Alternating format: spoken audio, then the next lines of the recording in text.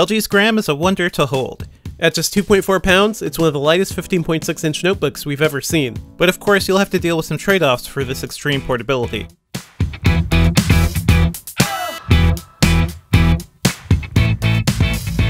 The Gram is made entirely out of magnesium alloy, but unfortunately, it feels as flimsy as plastic. LG clearly went for a thin frame to reduce weight, but its durability suffers for that. The case creaks quite a bit around the edges, and there's plenty of flexing on the bottom. The Gram's 15.6-inch 1080p touchscreen looks decent for movies and general usage, but it's also incredibly reflective. I had a lot of trouble angling it away from light sources, and it didn't really fare well in sunlight either. Still, it's surprising to see a screen this big in such a svelte laptop. It's a plus if you spend a lot of time watching Netflix in bed.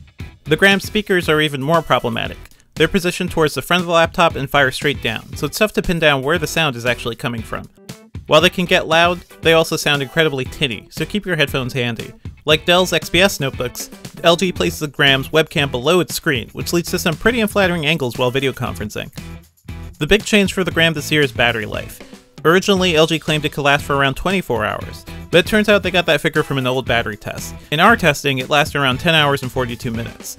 That's respectable, but we've seen better results from competitors like HP's Spectre X360 and Apple's new MacBook Pro. And it's really a long cry from LG's initial claims. Performance-wise, it was on par with other recent Windows Ultra portables. It's fine for typical productivity work and playing games like Minecraft, but don't expect to play any high-end games.